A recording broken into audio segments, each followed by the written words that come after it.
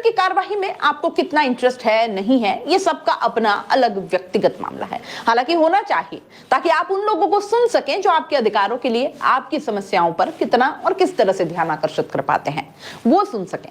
आखिर इसलिए आपने उनको चुनकर अपना प्रतिनिधि बनाकर भेजा होता है। आप बताइए कहां बात होती है मुद्दों पर? पानी, बिजली, रोजगार, शिक्षा, कहां बात होती है? लेकिन कल का दिन कुछ खास था। एक आदिवासी नेता जिसे आदिवासी जनता सर आंखों पर बिठाती है, उसने जो कहा वो सब कुछ सुनना चाहिए। जी हाँ, मैं विधायक राजकुमार रोत की बात कर रही हूँ। इतना खरा खरा उन्होंने सदन में कहा कि हर कोई स्तब्ध रह जाए। लेकिन आप देखिए कि उनकी एक बात से सालों से मंझे हुए नेता जो अपने आप को बहुत बड़ा खिलाड़ी मानते हैं, उन्हें भी सीखना चाहिए। रोत ने साफ साफ कह दिया कि क्या राहुल जी, क्या मोदी जी और क्या मंदिर, ये सदन इन पर बात करने के लिए है ही नहीं। क्या गलत कहा? अरे कहां तक इन तीन चीजों को भुनाते रहेंगे? राजस्थान की बात करिए, यहाँ की समस्याओं की बात करिए, यहाँ के मुद्दों पर बात करिए, लेकिन करने को होगी तब ना। दुकानदारी तो इन तीन चीजों से चल रही है, फिर और कुछ बात कैसे करेंगे?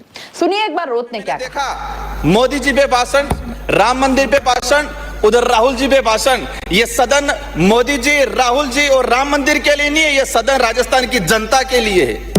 इस सदन से राजस्थान का भविष्य तय होता है।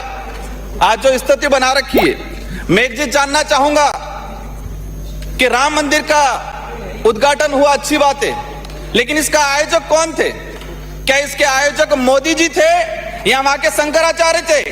देश के अंदर जो स्थिति बनी, जिन लोगों ने संघर्ष किया, उनको बेचारों को हटा दिया गया। आज हमारे इलाके में सुना आपने?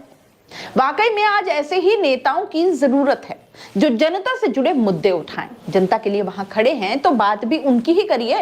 रोत ने एक और बात कही कि मानगढ़ धाम में रामायण के पात्रों पर टापुओं के नामकरण की जरूरत आखिर क्यों है? जब चुनाव थे, आप याद करिए, सभी पार्टियों को अचानक से मानगढ़ धाम का इतिहास याद आने लगा था, सभी को वहां इंटरेस्ट आने लगा था, सभी को वहां सभाएं करनी थी, बड़े बड़े नेताओं का जमावड़ा वहां लगा था, सभी को यहाँ शहीद हुए आदिवासियों से हमदर्दी और गर्व महसूस हो रहा था।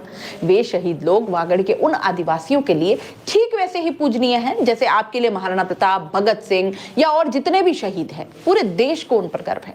और अब जब आपके पास सत्ता आई तो आप उन टापुओं का नाम रामायण के पात्रों की जगह क्या इन शहीदों के नाम पर नहीं करना चाहते? आपकी तरफ से यही श्रद्धांजलि होगी शायद। सुनिए क्या कहा रोत ने इस बारे में।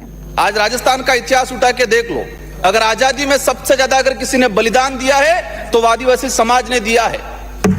1913 के अंदर मानगढ़ के अंदर 1500 आदिवासी मारे गए। आज माही डैम बना, कडना डैम बना, आदिवासी विस्थापित हुआ। उन जो टापू हैं, उन टापुओं के सारे रामायण के पात्रों से नामकरण किया जाएगा। ये काम कर रही है सरकार। वहां शहीद हुए उनके नाम नहीं ले रही है। मैं किसी की धर्म पे ठेस नहीं पहुंचाना चाह रहा, लेकिन जो धर्म के नाम से जो राजनीति की जा रही है वो ठीक नहीं है। और रोजगार के बारे में तो क्या ही कहें। राजस्थान का छात्र कल भी राजनीति के हाथों चला गया था। वो कल भी आंदोलन कर रहा था, वो आज भी आंदोलन कर रहा है, वो आज भी नौकरी की राह देख रहा है, वो कल भी यही कर रहा था। सरकारें बदली पर इन बेरोजगार छात्रों की नियति नहीं बदली। जो नियुक्तियां बाकी है उन पर कोई बात करना नहीं चाहता, जो परीक्षाएं बाकी है उन पर कोई बात करना नहीं चाहता, पेपर लीक के कारण जो छात्र प्रभावित हुए उन पर कोई बात नहीं करना चाहता। बस मंदिर का घंटा बना के रखा है, इधर से उधर इन्हें बजाए जा रहे हैं। और सबसे ज्यादा वाकई युवा ही इस भीड़ का हिस्सा है, जिन्हें पढ़ाई या रोजगार नहीं, दंगाई बनाया जा रहा है। उसके आगे किताबें, नौकरी उसका भविष्य नहीं बल्कि धर्म परोसा जा रहा है। सुनिए, आज राजस्थान का युवा दर दर भटक रहा है। इस अभिभाषण में देखा मैंने युवाओं के लिए क्या है। जो हो रहा है देश के अंदर वो ठीक नहीं हो रहा है। देश के अंदर युवाओं को रोजगार चाहिए, गरीब है उसको 2 टाइम की रोटी चाहिए, उसको मकान चाहिए। लेकिन आज धर्म के नाम से राजनीति हो रही है। वो देश के लिए और आने वाली पीढ़ी के लिए एक दुखद बात है। और हम सब ये जो सदन में हैं और लोकसभा में जो लोग हैं, ये सब जिम्मेदार रहेंगे अगर देश आने वाले समय में गर्त में जाता है। आज युवाओं की बात करें, युवाओं को मंदिर का घंटा समझ रखा है। ये सरकार आती है, ये बजाती है, युवा आंदोलन करता है। ये सरकार आती है, अभी भी आंदोलन चल रहे हैं। आज रीट की भर्ती लेवल 1 के नियुक्ति बाकी है, नर्सिंग भर्तियों की नियुक्ति बाकी है। सरकार की जिम्मेदारी है कि उनको नियुक्ति दे।